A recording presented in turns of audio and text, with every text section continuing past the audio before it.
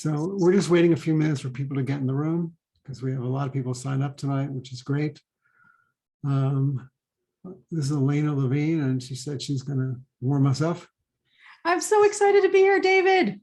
I've had 4 milkshakes, 5 cups of coffee, 7 tacos, and 3 cucumber mint refreshers. So I am psyched. I am ready to go. Is everybody excited to be here? Throw it in the chat. I want to know if you're excited to be here or just as excited as I am. Throw it in the chat. Okay, so we got some people. So I'm going to introduce you, Elena Levine, who's as far as I know is not a relation to me, is an internationally known and award-winning professional speaker, science writer, entrepreneur, career coach, speaking coach, and corporate comedian. Her first book, Networking for Nerds, beat out Einstein for the honor of being named a top 5 book of 2015 by Physics Today. And your next book, Your Unicorn Career, is based on your successful column, the same name as Science Careers/Science magazine. She is president of Quantum Success Solutions, and she not only is a prolific speaker, but she also writes on career development, professional advertisement for writers, journalists, communicators, and engineers and scientists. We've delivered over 1,000 speeches and webinars for clients in the United States, European Union, Mexico, Canada, Africa, India, and Asia. Has written about 500 articles for many, many magazines, and presented over 100 paid webinars and workshops and gave her first TEDx talk. So welcome. Thanks for doing this. I know we got to postpone it last time, so I'm glad we probably got you. My pleasure, David. So excited to be here with SWINY. I am from New York, as I was just talking to David and Joe about. I was born in Brooklyn and raised in New Jersey, as you can tell by the hair. I hope my hair is big enough to really emphasize my street cred from being from New York and New Jersey. But I'm super excited to be here. I see Joe is throwing some links in the chat for everybody. I just want to let you all know you are welcome to connect with me on LinkedIn. I send out free career planning resources for writers and entrepreneurs and freelancers. Please follow me on Twitter as well. And also you are welcome to email me, elena@elenaLevine.com, with any questions that you might have. And we'll talk more about this. But thanks for having me, David. Okay, so why don't you start by telling us, about a little bit about your career and also how you got to be a paid speaker. Absolutely. So I am a multi-hyphenate, as many of you are. And for my entire life, I've been obsessed with 4 strands. And I thought that I had to only be able to pursue one as a career. So I've been always interested in communications. I've been writing since I was a kid. I've been a freelancer even before I built my career as a speaker. I have always been interested in the performing arts. I was literally born on the stage. That is a story, David, I can tell you another day, but I've been formally on the stage since I was 4 years old, doing acting and singing and comedy. I have been interested in STEM since I was knee-high to a grasshopper, and I've always been interested in business. And I thought I had to pursue only one of those, go into science, become a scientist, and put all those things on the side. But like many of you, I found science communication, science writing, and it was love at first sight. And I was finally able to incorporate all the different things that I really enjoy. So my degree is in mathematics. I once was a physics major, don't tell anyone, but you know that physics, like many of the areas of STEM, is like the godfather. And once you're in, you can't get out. So even though I switched my major from physics and to mathematics and anthropology, I still did research in physics, outreach in physics, and I worked in the physics department at my alma mater, the University of Arizona, when I was a senior in college. And after I graduated, I applied for a job in the department, and that's what got me started in science communications. I was hired as the director of communications for the physics department. And a few years after that, I was essentially promoted to work for the dean of the College of Science at the University of Arizona, where my job was managing a program, a master's program that combined science and business. David, my job was getting my students jobs in industry. So I started going out to industry, talking about and giving presentations, hint, hint, wink, wink, nudge, nudge, about my students and about the program to encourage those companies to hire my students. And I began to notice a problem. That's key. I saw that my students didn't know how to promote and market and articulate their value and the different soft skills that they had gained from studying science, like communications. And I saw that they needed advice as to what those skills were. They needed experience and understanding of how to upskill, how to improve their skills in networking and communications and leadership, and so many other skills that you and I know about in our careers. I saw there was a problem, and I saw I could find a solution to that. I loved speaking. I loved incorporating comedy into my speeches, and I started giving workshops to my own students about career development and soft skills. And that's when I began to realize that the problem that I was solving was actually much bigger. And I started giving more and more talks and more engagements about different types of career development topics. And one day I was attending a professional development seminar that was being given to the staff at the University of Arizona. And the speaker spoke to the room in a very inappropriate and disrespectful way. She made everyone in the audience feel bad. And one of the #1 rules of being a professional speaker is you never disrespect the audience. You never make the audience feel bad for being in the room with you. They should feel joy, they should feel celebrated, and they should absolutely feel valued. And that's what she was not doing. And I said, my God, if she's doing that and she's getting paid, I can do that, and I can probably do it better. That was what went through my mind. And I called the development director, the director of that organization that had put on that seminar. And I said, I want to be your next speaker, and I will take what you pay her. Whatever you paid that keynote speaker, I will do it for that amount. And she said, it's $150. And I took it. And that was my first engagement. And so I built the business from there. I continued working for the U of A until I was laid off. Thank you, universe, for kicking my butt and becoming more of a full-time science writer and speaker. And in 2009, I went full-time. So since 2009, I run my own business, Quantum Success Solutions, under the banner of which I help word nerds and STEM nerds, of which I am both, find, create, land, and keep your unicorn career. And I do this through writing. I do this through speaking. I do this through coaching, consulting, and event management too. So if you have a bar mitzvah, a wedding, or a conference coming up that you need somebody to coordinate, you can give me a call. So that's the kind of work that I do, David. And today I speak extensively with STEM associations, universities, government agencies and labs, and some companies. And I speak a lot about career development and networking and really building a career that brings us joy and allows us to be our most authentic while getting paid what we are worth.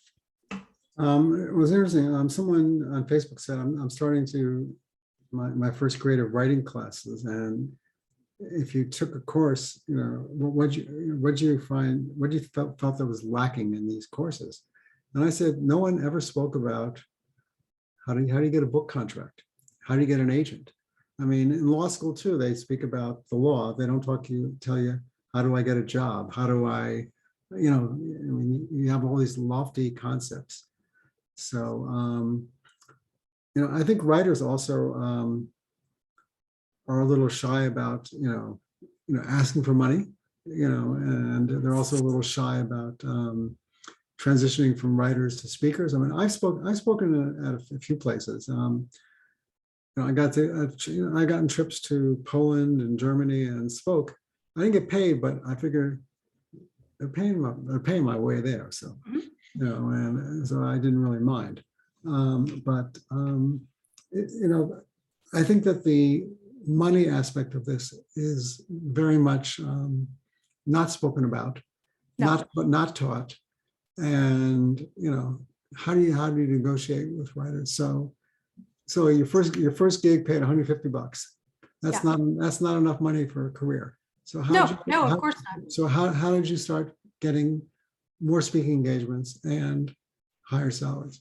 So you really make a great point, David, and I'm so glad that you mentioned the point about money, and that we as writers, we as people with science backgrounds, we as people, we are running a business. Whether we work full-time as a staff member for a company, a university, a hospital, a government agency, whatever it is, or we work for ourselves, we're running a business. We are running the business of You Incorporated, or in my case, Me Incorporated, or is it you? I don't know, either one.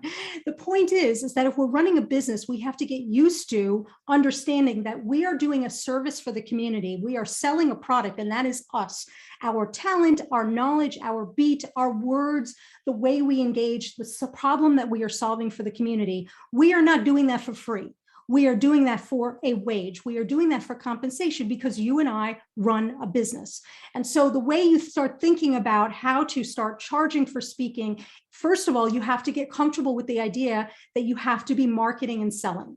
And now we market and sell. I'm a freelance writer. I market and sell all the time anyway. All of you are marketing and selling too. We just don't, like you said, David, we just don't talk about it. When you write a pitch letter to your boss or to an editor for a freelance assignment, you are marketing yourself. You are selling yourself as the person who would be the right person to write this piece and right now. That is what we're going to do as speakers too. We have to get used to selling ourselves. The product that we're selling is the transformation that we are going to offer the audience and the client. I'll talk more about that in a few moments, but I just wanted to give you and the audience an introduction to this concept that when we are going to be paid for our speaking engagements, we have to not just provide inspiration and aspiration and motivation, but we actually have to create a transformation with the audience and with the client. We have to solve a problem for them. You heard me talking about me figuring out what the problem was. There was a problem in the mathematics and the science and the STEM community that we weren't, like you said, David, talking about the soft skills, the career development, the monetary aspects of building a career and a brand, which is a promise of value in our spaces. And so I saw that as a problem, and I became an entrepreneur like all of us are.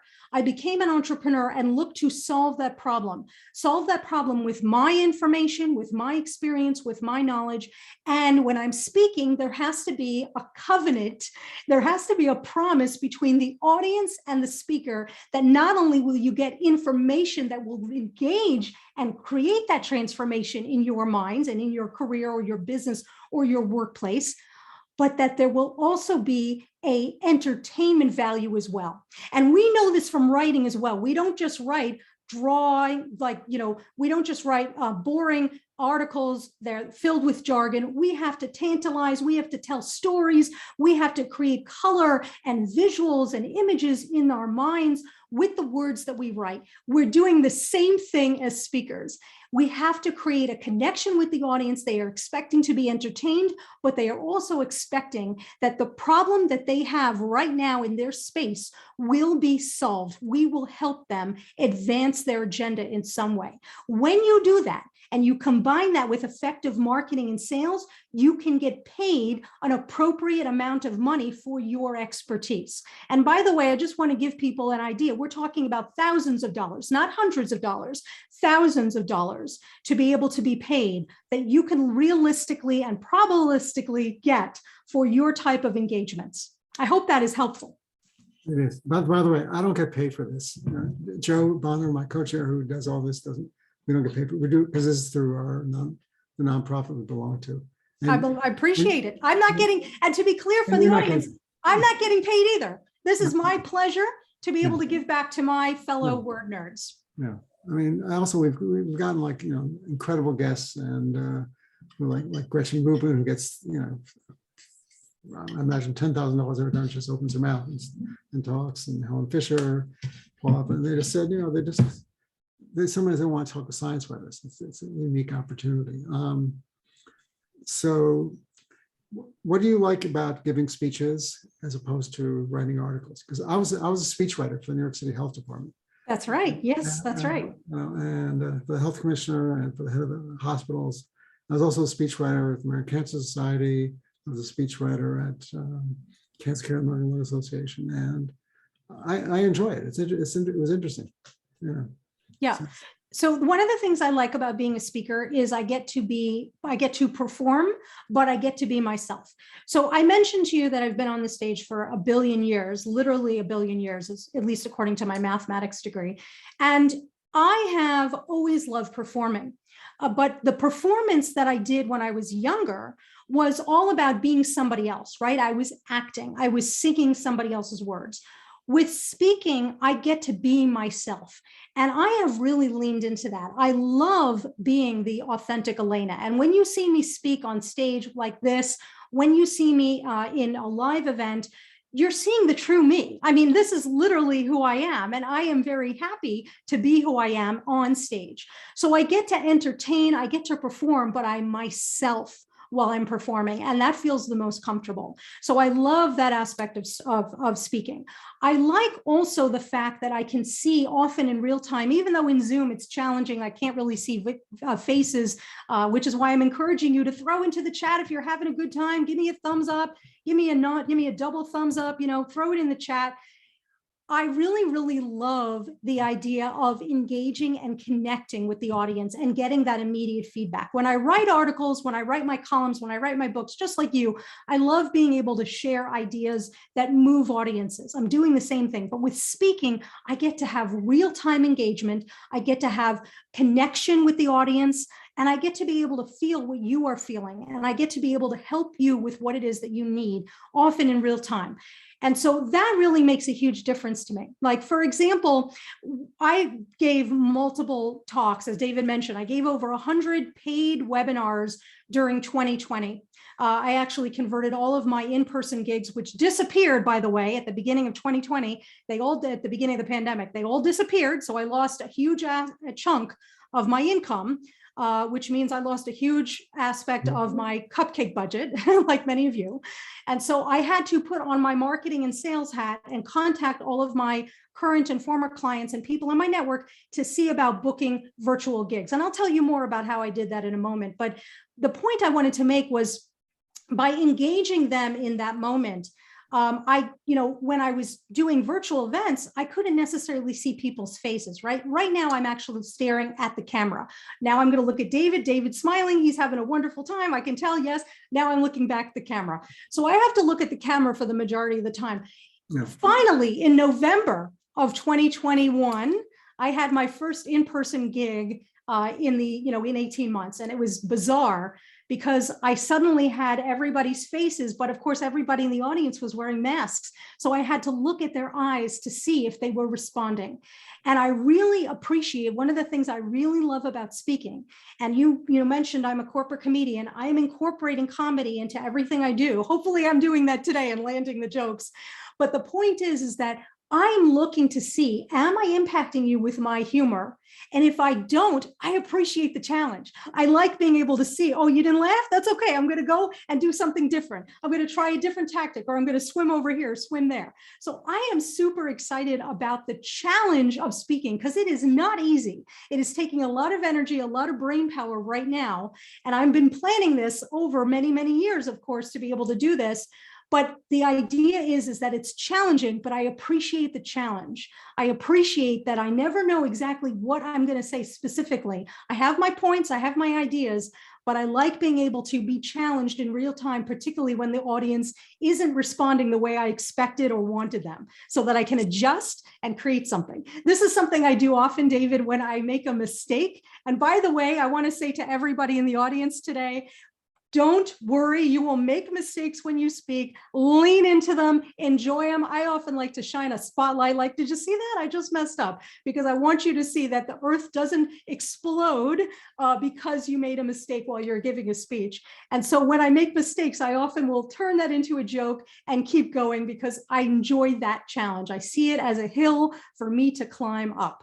So that's why I enjoy speaking so much. I'd love to hear, throw it in the chat. Why do you love writing? What does it mean for you to be able to write and communicate with your words, ideas? I bet there are parallels in speaking. If you have questions, please put them in the Q&A box, which is on the bottom. The chats are more general, and I will read them. So did you start out, do you write speeches also? Well, yes. I mean, so the majority of the speaking that I do now, I don't actually write out word for word. And I'll tell you a story about that in a moment. I write out presentations. I use a lot of slides because knowing my audience, and that's an important point of being paid as a speaker and being a speaker at all, any kind of speaker, you have to understand your audience. You have to understand how they take in information, how they process data and data points and information, and you have to be able to speak in their language, right? You know, you and I know all about that from writing as well. Yeah. And so to be able to, so what I do typically is I'll be writing, you know, putting together slides for my audience, but I'm not necessarily writing the whole speech. However, when I did my TEDx, that is a specific type of environment. A TEDx requires you to write out the speech word for word.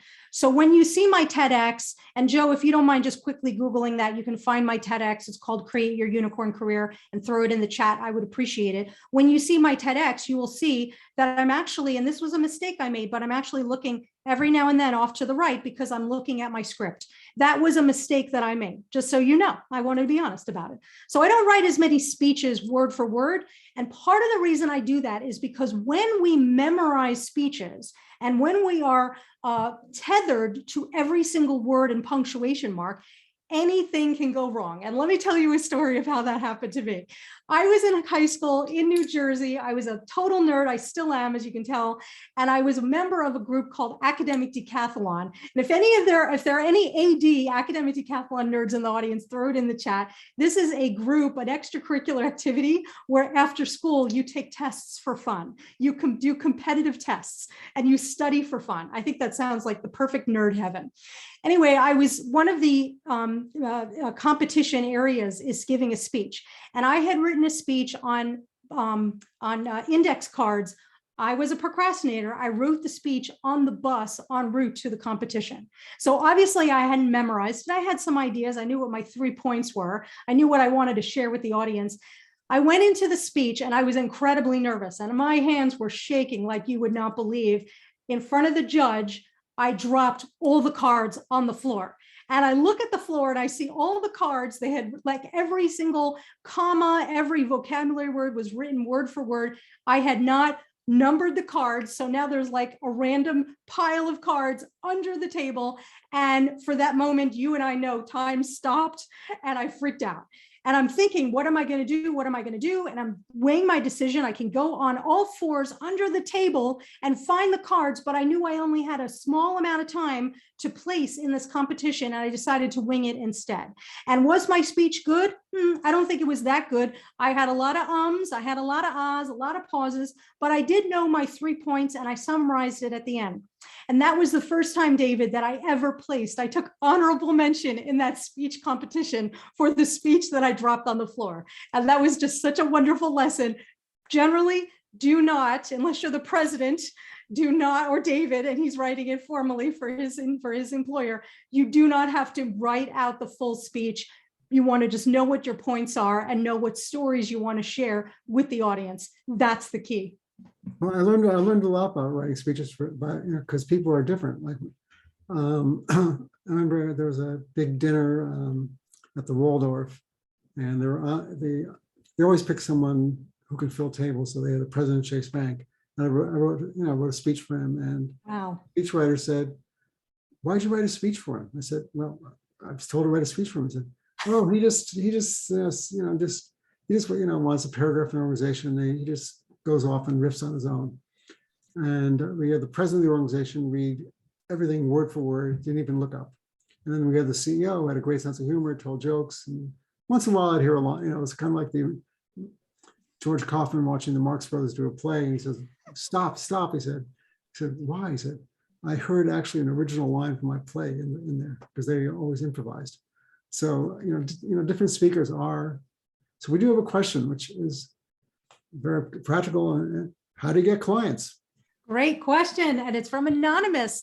Ms. or Mr. or they Anonymous.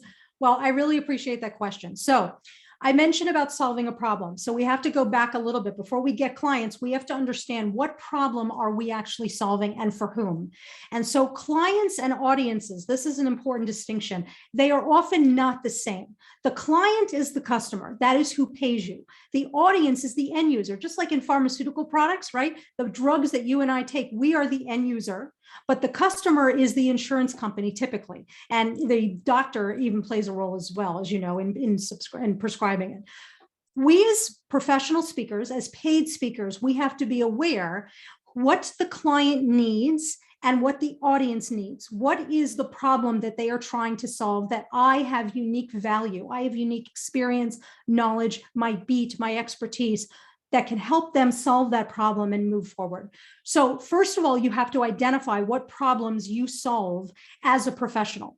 Now, I do a lot of coaching, by the way, with writers and PIOs and all sorts of different word nerds. And David, if you don't mind throwing my Calendly into the chat, I would appreciate it. All of you are welcome to meet with me for 15 minutes for free, privately and confidentially, to answer any career questions you have about speaking and building your career as a speaker, particularly if you have a book coming out. Feel free and connect with me or make an appointment directly with the Calendly link that Joe is putting in the chat. So when I work with clients, I'm trying to figure out with them together, what problems do you solve? What is the value that you can provide as a writer based on your writing expertise, your writing knowledge, and the beat and the knowledge area that you are an expert in. So first we have to figure that out. Then we have to think about who is going to pay me to speak. So that's the client, right? That's the customer. And then what audience am I addressing? So let me give you an example of that. During COVID, so this is a great example. As I mentioned, I lost all of my speaking engagements in middle of February, early March 2020. Like many of us, we lost income. And I got hysterical and I decided to start eating a lot of cupcakes. And then I realized instead of ODing on cupcakes, maybe there's a different tactic I can take that's probably a little bit more healthy. And so what I did was I put on my marketing hat and I thought to myself, who is in pain right now in my community? What problem do they have that needs to be solved? How can I help alleviate that pain point at this moment? And then I wrote to all of my current, former clients and people in my network. And I said, first of all, I hope that this email finds you healthy and safe and your colleagues and your family healthy and safe during this critical moment. I wanted to reach out to you to see if I can be a resource to you and your customers, your staff, your students, your team, your constituency. I speak on many topics which are relevant at this time, including networking from afar, career planning in a crisis, and I am very comfortable speaking on virtual platforms as I've been giving webinars for years. If I can help you connect and engage with your audience to keep your brand fresh in their minds, to keep the connection you have with your own clientele, please let me know. I'd love to be able to support you. Did you notice in that email that never once did I say, give me money, give me engagement, pay me, I need a job, I need this, me. All I said was, I want to help you. This is what I can do to help you. And so what we can do to get the clients is think about where are the pain points that exist in the communities that we're already connected to, that we're already a part of, and how can I uniquely help them alleviate that pain point? How can I help them knock down a wall that is impeding innovation or help them fill a gap? That's what I did when I was working at the University of Arizona. I saw there was a pain point. Science students were not being taught how to best market themselves. They were not being taught how to network. I could help fill that. And that is value. So to find the clients, first, we have to understand ourselves, know thyself. And I often use tools that I've designed with my clients to help them download. I call it downloading from your brain and your heart, as one of my own clients calls it, heartstorming and brainstorming, to figure out the hard data, the raw data of what makes you unique in the marketplace. What is the problem that you can help solve? And if we can figure out the problem, then we can figure out the clients. So a couple of questions I want to ask. Please. There are professional agencies that, you go to get, speakers. But I also want to ask, I've done media training for people who are going to go on TV, because a lot of times it's scientists who don't do it. And, and I worked at Pfizer for 10 years and they gave us all media training and they actually filmed us. And that was an awful, it was a great experience to learn it. And the person said, "You're like apologizing for your very existence." And I said, "I don't think so." She said, "Well, anyway." but it was very interesting to, I would recommend everyone have even a friend, just because now you can do that, and have someone film you talking, Exactly. and you see exactly your mannerisms and what you do. Yes. I mean, this is a completely unscripted show. I mean, and I have to kind of adjust to, some speakers are very natural at it. Other people, just kind of thoughtful and don't say much. And then I'm also balancing, the questions coming in and things like that. So it's very interesting. So do you also do media training? I do media training. It's not something I do often, but I listen to my clients. So I work with a lot of associations, for example, and my associations have different needs, and I'm constantly listening. And this is part of being an entrepreneur, right? And we do this as writers, particularly freelancers. I'm listening to them talk about what challenges they're facing, what needs they have, and share how I can help solve that need or fill that need. So I have clients who tell me that they need media training, and I actually have expertise in that. I worked in PR for many, many years, so I have ability to share that. This is very similar to what we do in writing. I just want to give a quick story. I was at the NASW Science Writers Conference in Flagstaff. I believe that was in 2011, if I recall. And I was sitting next to the editor of Cosmos magazine, which many of you know is an Australian science magazine. I knew about Cosmos, and I was really excited to talk to this guy, Wilson De Silva, many of you know.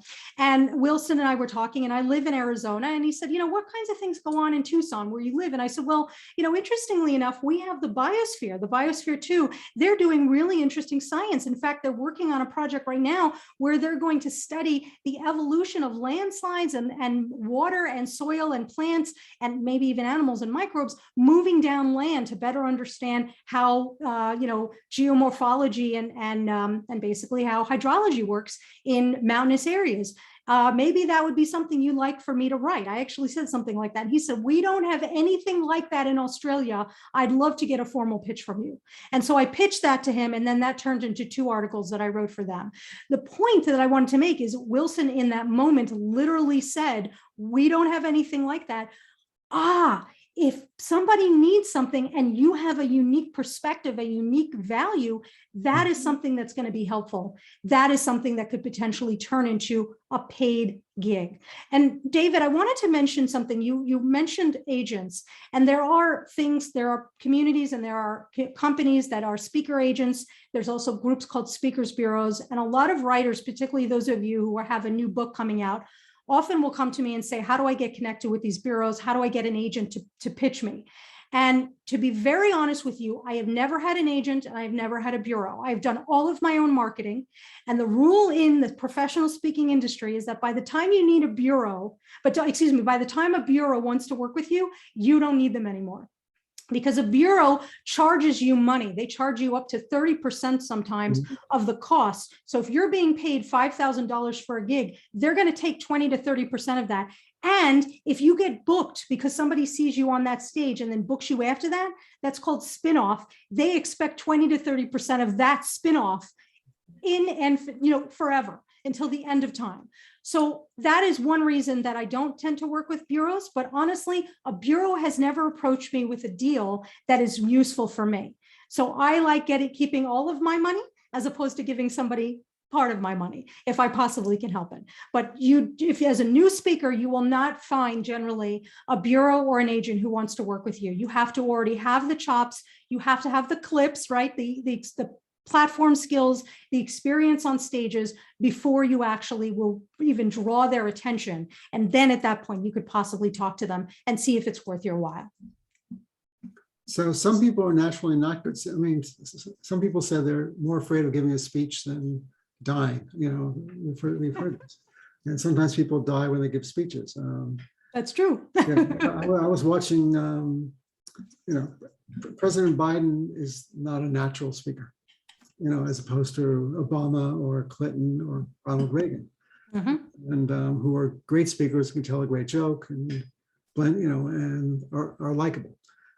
So these are qualities that you really can't, whip up for yourself. I mean, Hillary Clinton also talked about this. She said, "I'm not a natural politician like my husband and Barack Obama." So if you're not a natural speaker, how do you get those skills across? I mean, I understand if you're a scientist, you're giving knowledge that people want to hear, It doesn't really matter.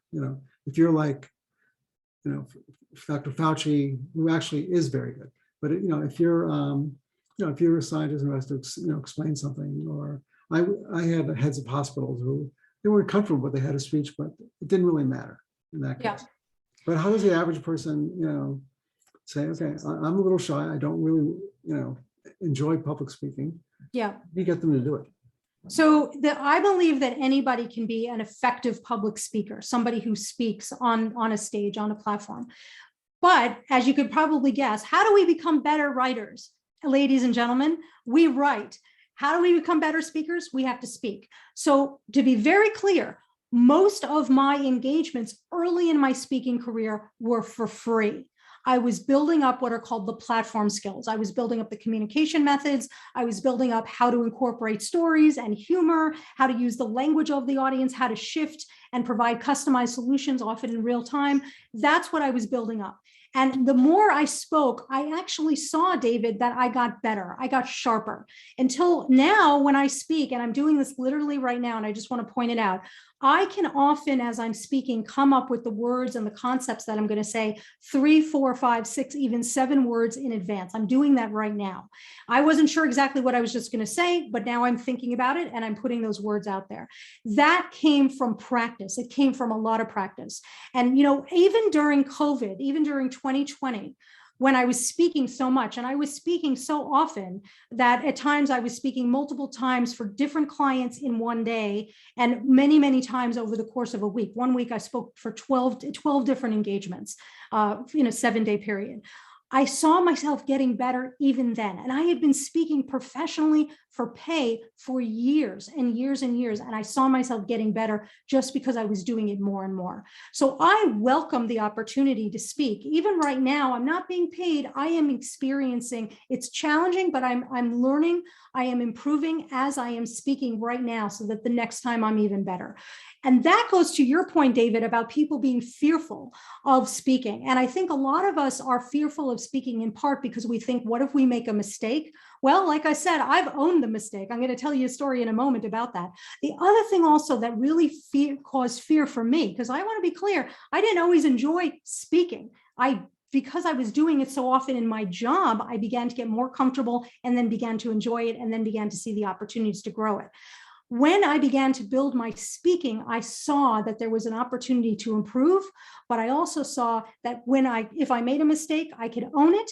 And if I was concerned that when I spoke, people would think that I was the expert in the world. And what if they asked me a question that I couldn't answer? And OMG, did I become really comfortable with the idea that, yes, I am an expert, but I am not the Nobel laureate of speaking. You aren't the Nobel laureate of your beat, but you are an expert in your area and you are an expert writer. And whatever you write your book on, you are an expert in that.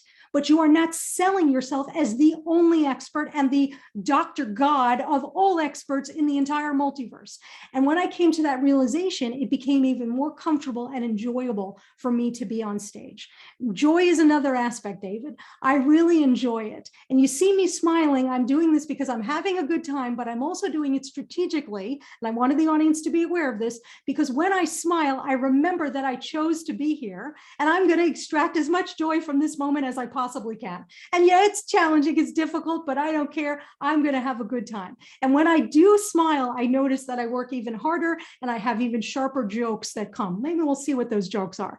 I want to tell a quick story about me making a mistake and not the world didn't end, the universe didn't explode or implode on itself.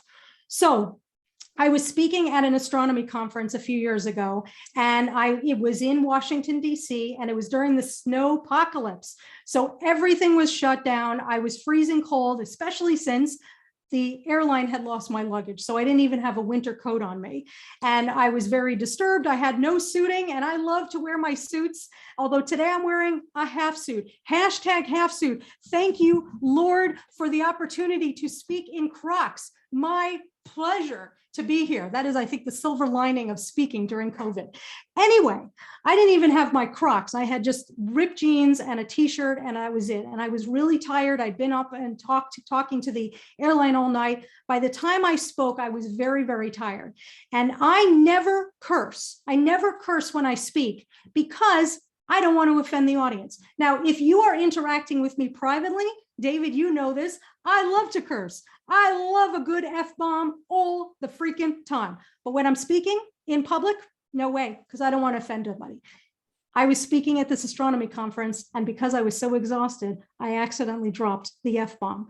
And in that moment, oh my God, I said to myself, wait, this is awful. And I actually stopped in the middle of the speech and I said, excuse me, ladies and gentlemen, my apologies.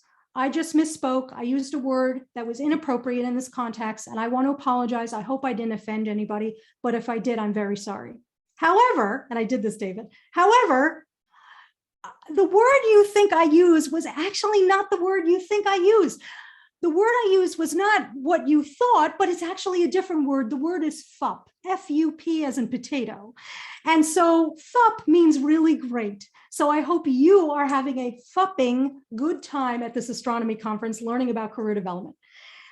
I did that in real time. That was totally improvised. I decided, what the heck, I'm going to go for it. And you know what? Somebody tweeted out, Elena, something like, Elena is a FUPing good speaker, hashtag FUP. And I just thought that was hysterical. So you know what? The world doesn't end if we make a mistake. We can enjoy, we can extract joy with it. And another tactic that I use, particularly in person, to really reduce the nerves, and many of you will see this when I am speaking in person, is as we are starting the event, and I tried to do this a little bit today, virtually, I will actually start going up to people and talking to them before the event begins. I'll say hello, shake your hand. Of course, if this was pre-COVID, now I'm doing the elbow, but hi, welcome. Where do you live? What do you study? What your interests are. So now I have advocates, I have allies in the audience, people that I can look at in the eye, and I feel that I know even just a little bit, and that reduces my nervousness quite a bit. So here's a question. How do you know how much to charge and what benefits such as travel and hotel to ask for? So that's a great question. Thank you for that. So let me take the second part of that question first. And David, you pointed this out.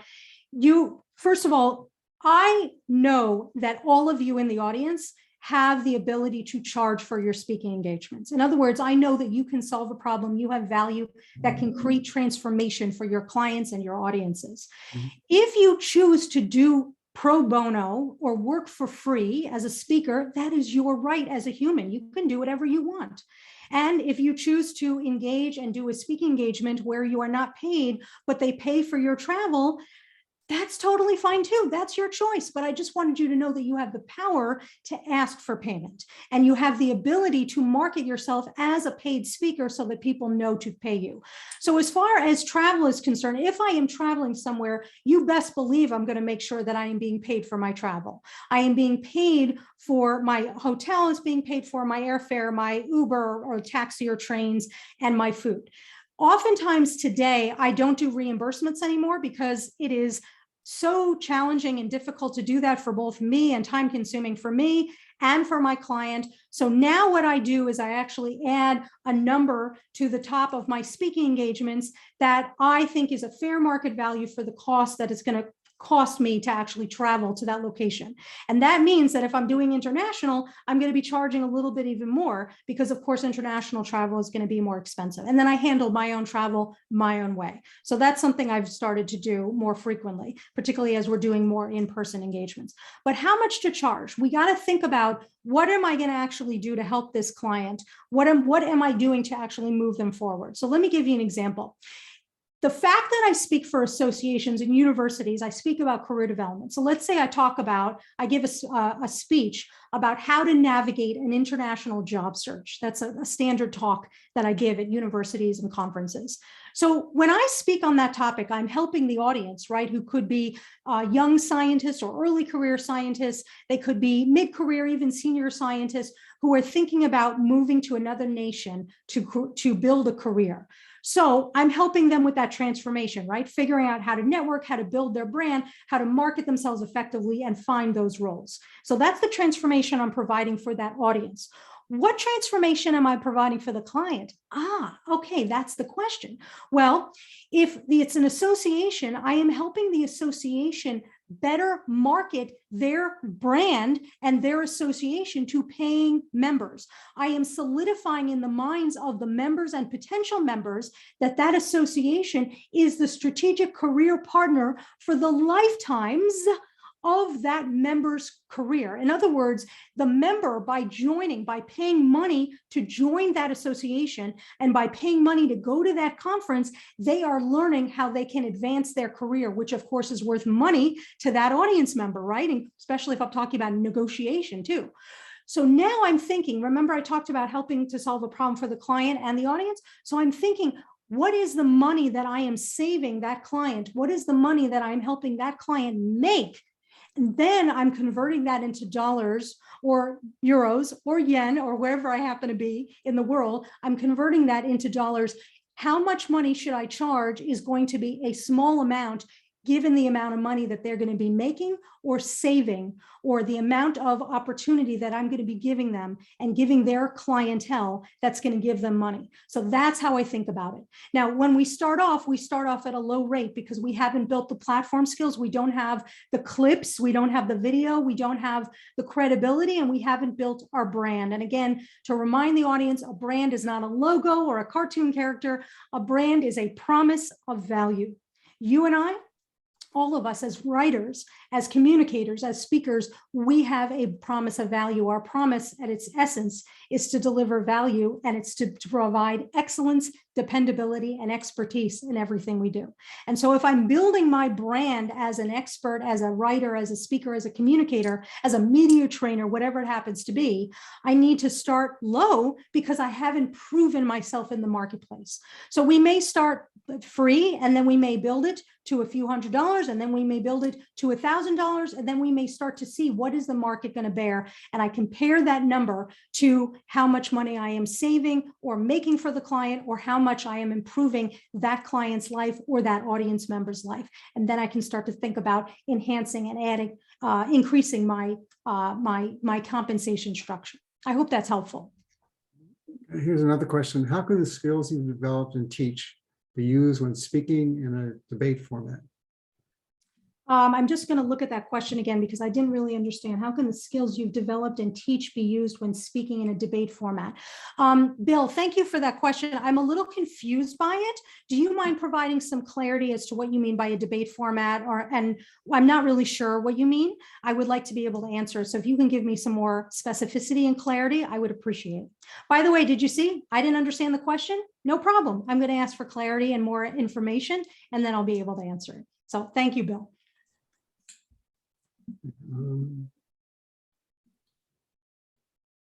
So, you know, I know you do the webinars, and so since the pandemic, since you can't really do the live speaking engagements, or now you can start doing them. What other ways are you, when's your book going to come out? So no date just yet, probably a couple of years. Okay. But so the way, the types of engagements I have, or engagement methods as I call them, I'm a keynote speaker. So I deliver the keynote speech at conferences or at major organizational events. I do workshops where I'm doing more hands-on and helping people actually like figure out the process to solve a problem, as opposed to with a keynote, I'm explaining to them that there is a process and giving them insight. With a workshop, I'm giving them more ideas as to how to actually apply that process. I do one-on-ones, kind of like what we're doing today, David. I do panel moderation. I do Q&As on stage. I do emceeing. So if you have an event where you need an MC, I do that as well. And then privately, I do other types of events. Like I mentioned, I'm a coach. So I help writers and communicators and book authors build their brand and actually leverage their writing materials into paid speaking engagements. I help entrepreneurs better understand how they can find opportunities and build a unicorn career. I work with clients to help them with their public speaking. So this is something I'm going to be offering in a bit. And if you want to get on my list, feel free and email me. And Joe, if you can throw it again in the chat, it's Elena@ElenaLevine.com, or connect with me on LinkedIn. My LinkedIn is Alaina G. Levine.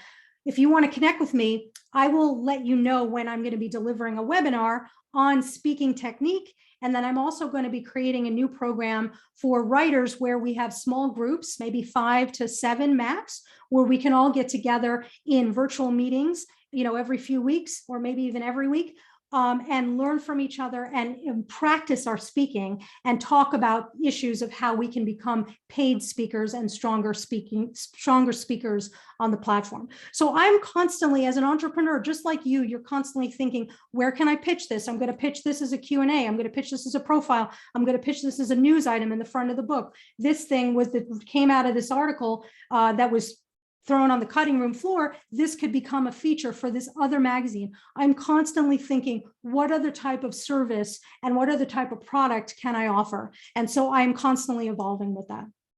So Bill actually wrote a clarification. Okay, what you are not. So Bill says, how can the skills you've developed and teach be used when speaking in a debate format, which means when you are not the sole speaker on the topic and you are in essence arguing on stage with somebody who opposes your point of view? So David, you and I, we were talking earlier, we have gone to the Lindau Nobel Laureate meetings several times. Many of you are familiar with that. They give travel grants to journalists to come. And I have actually partnered and collaborated with Lindau, with the Lindau Nobel Laureate meetings for many years. And for those of you who are not familiar with that, it's the largest aggregation of Nobel laureates outside of Sweden.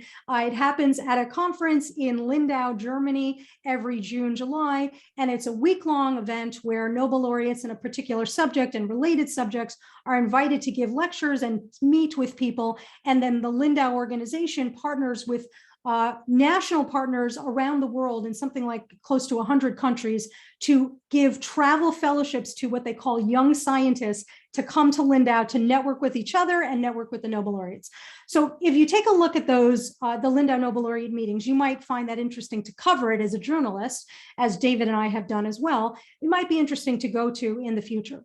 So I have worked with them where I've actually moderated panels. And one of my favorite panels was a panel on, it was called Publish or Perish, and it was all about open access and publishing and different types of publishing models.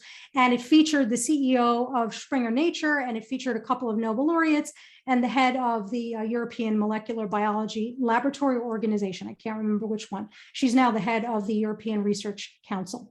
And on the stage, this isn't exactly, Bill, what you were saying about a debate, but on the stage, my job as the moderator was to keep the conversation going and flowing and growing and, insert some witty banter and create bridges between comments and not have any, awkward silences or anything like that. And if you take a look at the video and it's online, you'll see that at one moment there was almost a fight that happened on stage about publishing and the different publishing models. And I said to myself, I got to do something here. And I said, we're Lindau, we are calm, we are peaceful, and we're not going to have a fist fight. We're going to have happiness and joy. And so we tried to do this, and I tried to shift it away. So it's not exactly your answer, Bill, but I just wanted to share that. The point that you make, I think, is a great one about how to engage in a debate. I think, number one, we have to show respect. Number one, we always have to respect the other partner, as I did with those panelists, and I have to respect the audience, always respecting the audience. Number two, me and him, or me and them, whoever that person happens to be, we are debating. We're debating because we're trying to share something of use to the audience and potentially to the client as well, which means we together are collaborators in that moment. We may seem like we're opponents, but we're actually collaborators. We are creating and sharing information that is going to move that audience forward. It's going to help them see things differently. So when I think about the idea, I'm just going to pull the question up one more time. When I think about participating in a debate, I want to think about how can I help this other person shine, because they are going to hopefully help me shine. I'm not going to step on their toes. I'm not going to insult them. I'm going to give them a voice, and then I'm going to respectfully debate them. And so the skills that I gain from teaching and from speaking and even from writing of any kind,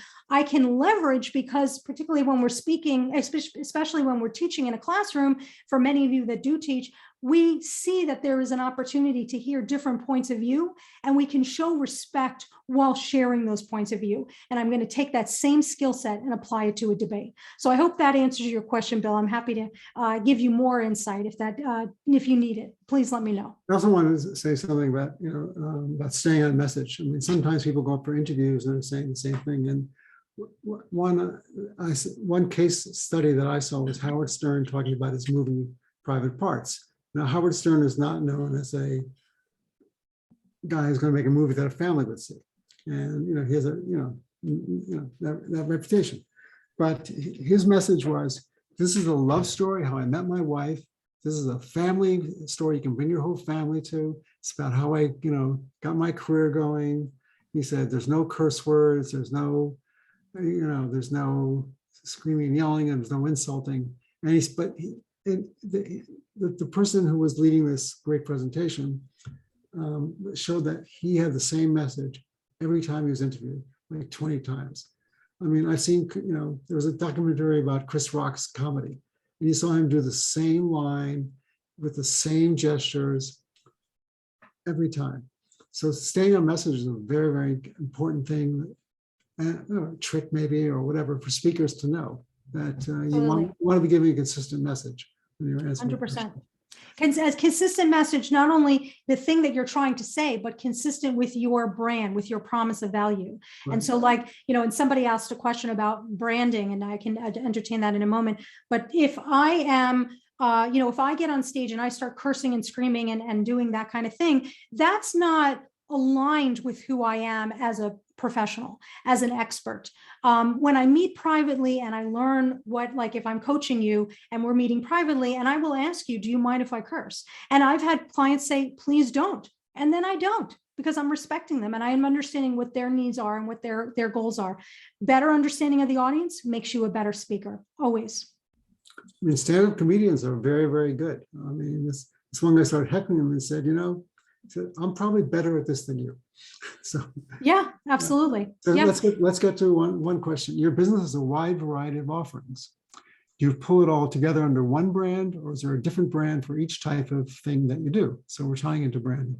That's a great question. I appreciate this question. So the idea is that it is all one brand, because the promise of value that I deliver, my brand, the Alaina G. Levine brand, is my passion and my profession is helping you build your unicorn career, whether it is a combination of writing and speaking and consulting and coaching, whether it is being a writer and moving and leveraging it to build a business as a book author, whether it is doing more public relations and more freelance public relations or media relations, consulting work, whatever it is that moves you. My goal is to help you achieve that, to execute the vision that you have for yourself.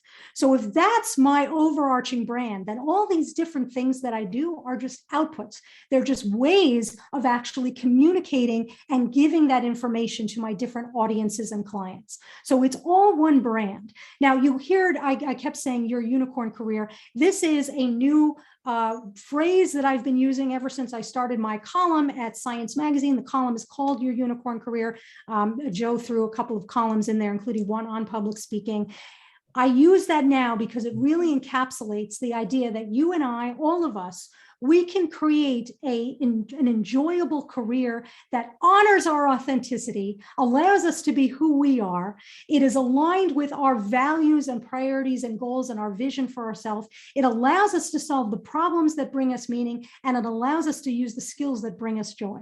And all of what I just described is what I get out of being a communicator, being a speaker, being a writer, being a coach. And I bet you have the same experience as a writer as well. And you can now shift that into being a speaker to bring in that revenue stream. So it's all one brand. Okay, so we're almost done. Any concluding thoughts? Yes, and I just want to thank you and Joe again for this kind opportunity to speak with the SWINY team and with the SWINY community. As I mentioned, I'm from New York, I'm from Brooklyn, baby. So I am super excited to be here with you. So bottom line, we want to create connection with our audience. You saw I literally just did that. I want to create a connection, a bridge. If you are invested in me and I am invested in you, that's when we can work magic together. That's when you will learn, and that's when I will gain something as well. And so number two, I want to be thinking, if I'm building that bridge, number two, I want to be thinking what I can do to honor the audience, what I can do to respect the audience, what I can do to help you solve a problem. That's a key thing. Number three, I want to make sure that I am entertaining you, that as we know from writing, we have to be entertaining in our writing. We have to add color and depth and excitement and fun. fun. And that is what we try to do in speaking as well. That's how we build a brand. That's how we build connection. And finally, if you enjoy writing, my guess is that you will also enjoy speaking, because it is just another form of communication. But the connection that I get with the audience, the engagement, the jolt that I get from speaking, even when I make a mistake, is unrivaled by anything else that I do, which is why I continue to do it. And the pleasure and the privilege, because it is a privilege, I'm not going to lie, it is a true privilege and an honor to be able to speak with you and to be able to stand up on a stage, whether you're wearing a half suit or a full suit or any outfit. It is a privilege. And I don't take that lightly that I am here or on any stage. When we have that privilege, we want to remember, if I can help you, then you can help me, and we can help each other together. And that's what speaking is about. And that's why I think as writers, you have the ability to create a speaking career, a speaking business that allows you to be your own unicorn in your unicorn career. So I want to market our organization a little bit. So next Thursday, May 12th, I'll be speaking to Dr. Neil M. Vorma, who's a pandemic research fellow and worked for the CDC, and he's a pandemic expert. His topic will be the link between human health and the health of the planet, and why it is key to preventing the next pandemic. So we're going back to talking about COVID a little bit, which we've gotten away from. And we're also going to talk about pandemics and about the link between climate change, which was a big article in Nature, and pandemics. And that's next week. So I want to thank my friend, very good friend, Elena Levine, for spending an hour with us and imparting all her wisdom. And in the chat, there are a million ways to reach her. And if someone, and also this will be on YouTube, and we'll also put it on our website also on how to reach you, how to reach you. And you promised people 15 minutes, right? That's right. Anybody can make an appointment with me for free. Just clarifying that. Meet with me for free for 15 minutes. I'm happy to answer any career or speaking or entrepreneurship or authoring or promoting your book, because I have experience in promoting my own book, Networking for Nerds. I'm happy to answer any questions. You can connect with me on my Calendly link. Click it and you can make an appointment with me, and we'll meet privately and confidentially. David, this was a true privilege and pleasure, my friend. And wow, Levine and Levine. How many Levines do you normally interview? 7, 8 at a time? Yeah, you're the first. Wow. See, ladies and gentlemen, we optimized the Levine level for your listening pleasure. I hope that was helpful. David, this was such fun, such a great opportunity to speak with you. Joe, thank you so much. And thank you, SWINY. Thank you, science writers. You rock. Okay, and we look forward, Joe and I look forward to taking you out when we come to New York. Okay, take care. Bye-bye.